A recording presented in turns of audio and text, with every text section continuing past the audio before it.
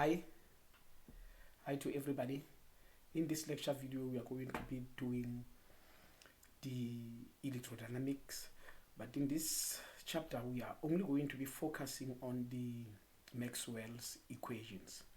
Now, the goals of this lecture video is: number one, you should be able to know and understand the Maxwell's equations, and you must also be able to write these Maxwell's equations in various forms.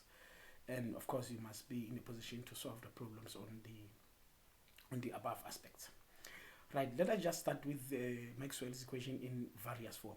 What does that mean? I'm going to be presenting you the Maxwell's equation in differential form as well as the integral form, and maybe move from the differential form to the integral form. Now let us just start to discuss the very first equation. The very first equation in the differential form states that the divergence of the electric field is given by the charge density divided by epsilon naught. Now, in the integral form, this is just the integral of the closed surface E dot dA is just equals to the charge enclosed divided by epsilon naught. Now, what does this equation entails? This is nothing else but just the Gauss' law, and I will assume that you still remember that this is just a Gauss' law. Now, the divergence of the electric field is given by the charge density divided by epsilon naught. What does this mean? It only means that, if you still remember, if you have a positive charge here, the electric fields will be diverging away from this charge. This the fields line will just be diverging away from the charge. So now this divergence of the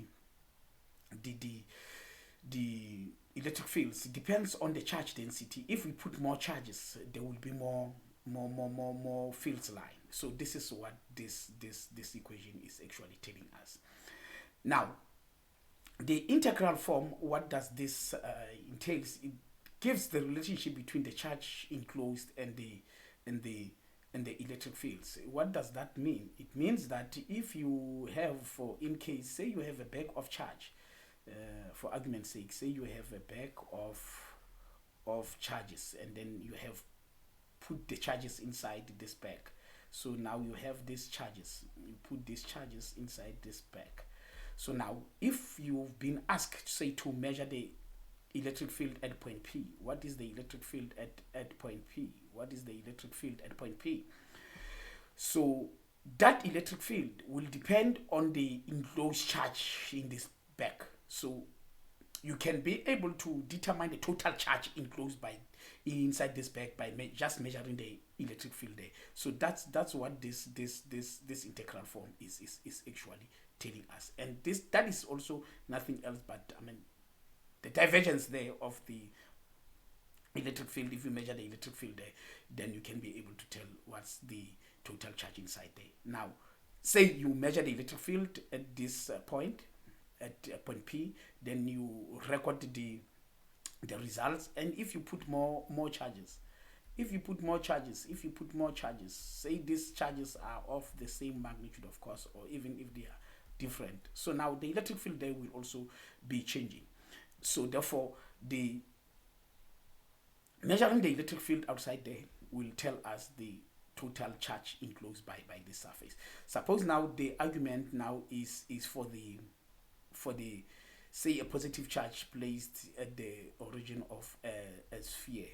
If it is placed on the origin of a sphere, now you are asked to calculate the electric field at a certain radius r, Now, if you do that at a certain radius r, if you do that,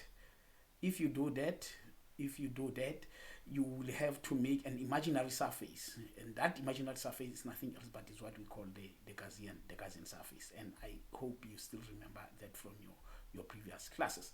So now, that's the first Maxwell equation. The second Maxwell equation is the curl of E. The curl of E is nothing else but it's just the rate of change in magnetic field.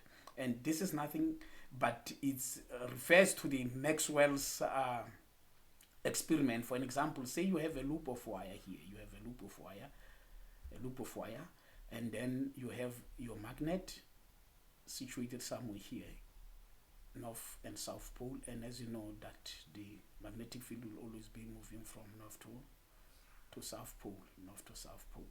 So now if you put this magnet, if you move this magnet in this direction and then you put it inside this wire, if you move it up and down, if you move it this direction, there will be induced current in this loop. There will be an induced current in that loop. So now if you move it in the opposite direction, if you move it in the opposite direction, the direction of the current will also change. The direction of the current will also change, will also be in that direction, the direction of the current. So the change in magnetic field, induces the electric field. I think you still remember that Faraday's experiment. Now the integral part form of that equation is the integral of the path E dot dl is just given by the negative rate of change in magnetic flux, the rate of change in magnetic flux, and that is Faraday's law. Now the third Maxwell equation is the divergence of the magnetic field is equal to zero. The divergence of the magnetic field is equal to zero. Now this divergence of the magnetic field refers to the fact that for magnets you will always have north and south pole. You cannot isolate the north pole and the south pole. What does that mean? Even if you can cut this magnet, a piece of magnet there, if you have cut that piece of magnet, even on this part of magnet, you will still have the north, you will still have the north side and then the south of this magnet. You cannot actually isolate the north to south pole. It is unlike to the charges, where you have a positive charge and then the electric fields diverges away or spreads away from this charge, and when you have a negative charge, the electric fields spreads into this charge. So you have an isolated positive charge and you have an isolated negative charge, but in terms of the magnetism, you cannot isolate north and south pole. And of course, if there can be somebody who will discover an isolated north pole, I am even afraid to write it because it is not known for now. If somebody can be able to discover just an isolated north pole and say a south pole somewhere there, I think the person will definitely get the Nobel Prize. So that is not the case. I don't even want to write it. So that's not the case because you cannot isolate the north to south pole. So the divergence therefore is just equals to zero. So many people are calling that the no name, and I think this is also the Gauss law in magnetism. It's the integral of a closed surface B dot dA is equal to zero, and this is nothing else but just the flask. The flask of a closed surface is just equal to zero for the magnetic fields. Now the last equation is the curl of B is just given by mu naught J plus this term, the rate of change in the electric field, and this J is nothing else but just the electric the current density, which was included by the Maxwell when he was amending the Ampere's law. That is why this law is what you call the Ampere's Maxwell's law. Now, I also want to remind you that the speed of light, the C is nothing else but it's just given by 1 over the square root of mu naught epsilon naught. So that is your speed of light. So that will imply that C squared is nothing else but it's just given by this equation here, epsilon naught. So that means that that equation can be written as the curl of, in other books, that's what you will see is just written as mu naught J, the current density. I would just use the dash to denote the vector, and then that will be plus 1 over C squared. 1 over C squared is nothing else but it's just mu naught E epsilon naught, the rate of change in the electric field. So that's the Maxwell Ampere's Pierce law. So that's what you are going to have for that fourth Maxwell equation. Now, in terms of the integral form, is the integral of the closed path B dot dl is nothing else but just given by mu naught mu naught I plus the rate of change in magnetic field. What does this entails? Entails that the existence of the electric field depends on the magnetic field and vice versa. So you cannot have the B without E. So that's what this equation entails. Right, now let us just start. I want to move from the differential form to the integral form. But before I do that, I just want to introduce you to the fundamental theorems. And there are two fundamental theorems that I will be using. And the first theorem is what we call the Stokes theorem, where you have the surface integral of the curl of a certain vector v dot dA can be written as the line integral of v dot dl. In summary, the surface integral can be written as a path integral. And the other theorem is what you call the divergence theorem. And the divergence theorem is the volume integral of the divergence of a certain vector v d tau. It can be written as the closed surface integral of that vector v dot dl. In summary, for the divergence theorem, the volume integral can be written as the surface integral. And I don't want you to prove this, because I'm sure that you have done this in your previous classes. And I must also mention that the Stokes theorem is sometimes called the curl theorem. Now, let us just start with the first Maxwell equation, which is the Gauss' law, and I want to move from the differential form to the integral form. Now, if I have to do that, because I'm seeing the divergence here, I'm seeing the divergence of the electric field, I will have to use the divergence theorem. But before I can use the divergence theorem, I will want to put the volume integral in both sides of this equation, the volume integral on both sides of this equation. And when I've done that, I've done nothing, because I've put the volume integral on the left hand side, and I've also put the volume integral on the right hand side. Now from there, 1 over epsilon naught can be taken outside the integral, so that I can have this equation like this. But what is the integral? What is the integral? What is the integral? What is the integral rho dot d tau? And I must also indicate that the integral v denotes that this is the triple integral, is the volume integral.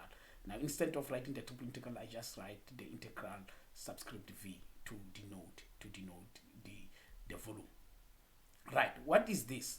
The integral the integral v rho d tau. So I just want to remind you, what is the definition of the charge density? The definition of the charge density is nothing else but it's the charge enclosed divided by the total volume. Right. Now, if I want to get the total charge enclosed, therefore the total charge enclosed will just be given by the charge density multiplied by the total volume. But now the total volume is nothing else but I can just present that the total volume as an integral of rho d tau, because the integral v d tau is nothing else but is just the total volume. So as a result, whenever I see this, I will write the Q enclosed. So that's basically what I'm going to be doing now. Right. Now, whenever I see this, I will need to just write the Q enclosed, and that is what we call the Gauss' law in integral form. And this is actually nothing else but the relationship between the charge enclosed with the electric field. If we know the electric field outside the closed surface referred to as the Gaussian surface, we can be able to tell what is the total charge enclosed. Now, the Gauss' law is an expression of the general relationship between the net electric flux through a closed surface and the charge enclosed by that surface. Now, let us just also do the Faraday's law. The Faraday's law is just given by the curl of E is nothing else but just the change in the negative change in the rate of magnetic field. Now, I am going to use the curl's theorem because I'm seeing the curl there. But before I do that, this is the Stokes theorem or the curl's theorem. I will just put the surface integral in both sides of the integral. Now, there we go. I've just put the surface integral. Now, from there, I want to use this curl's theorem or Stokes theorem.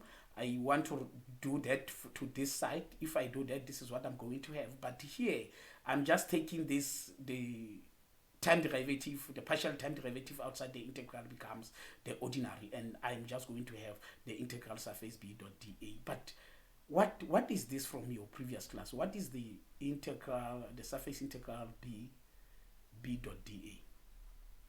If you still remember, this is nothing else but this is just the magnetic flask. This is magnetic flask. If that was the electric field, if that was the electric field here, E dot dA, that was nothing, or that was going to be the electric flask. So whenever I am seeing this, I will just write that.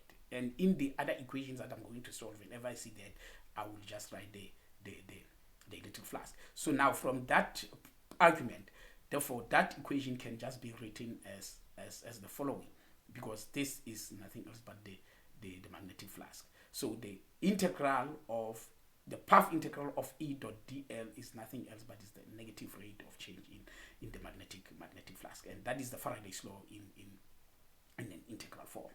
Right. Now I will also like you to visit this YouTube video so that you can see those Faraday's experiment. Now let us also discuss the Gauss's law in magnetism, which is the divergence of magnetic field is just equal to 0. Now, because I'm seeing the divergence here, I will just use the divergence theorem. Now I will have to put the volume integral in both sides of the integral. If I put the volume integral, this is what I'm going to have. But this other side, it doesn't help for me to put the volume integral because it will just still give us 0. What I'm trying to say is, if I put the volume integral of the divergence of the magnetic field, d tau, is just equals to the volume integral d tau, which is nothing else but this is just 0. This part here is just going to give me 0. This is just going to be 0. So I hope you are able to see that. Now from there, I can therefore use the divergence theorem. If I want to use the divergence theorem to write this volume integral as a surface integral, then if you do that, this is what you are going to have. The integral of a closed surface B dot dA is just given as 0. What does this imply? It tells us that the magnetic field of a closed surface is just given as 0. For an example, let us just look at this magnet where you have a north pole and a south pole. This magnetic field will be curling away from north to south pole. Now if I choose the closed surface to be the surface here, and then in that case, when you look at the fields line, the flask, the number of fields line entering this surface is exactly the same as the number of fields line leaving that surface. As a result, the net magnetic flask through a closed surface surrounding one of the poles of any or closed surface is just equal to 0. And of course, as I've explained, this is totally different from when we talk about the isolated, the electric charges, for an example, when you have a positive charge there and then you have a negative charge there. Now, if I choose the closed surface to be this surface surrounding this isolated negative charge here, as you can see, the number of electric fields line, the number of fields line entering this, you don't have the number of field line which are leaving the surface. As a result, the electric flask through a closed surface surrounding one of the charge is not equal to 0. It's non-zero. I hope you will be able to understand that. Now, let us also discuss the very last Maxwell equation called the Maxwell's law. Now, that is nothing else but just the curl of B is just given by mu naught J, the current density, the term added by the Maxwell, plus the 1 over C squared, the rate of change in the electric field. Right, where this C is nothing else but the speed of light.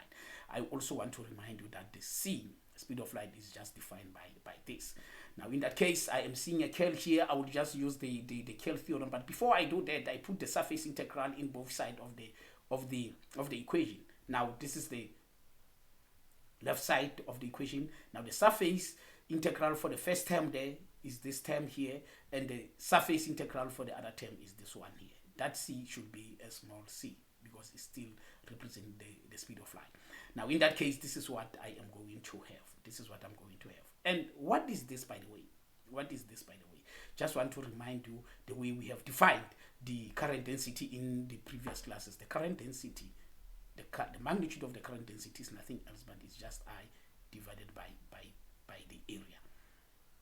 Now if I want to write I I, if I want to write I can, the current through can just be given as the integral, the surface integral of J dot dA.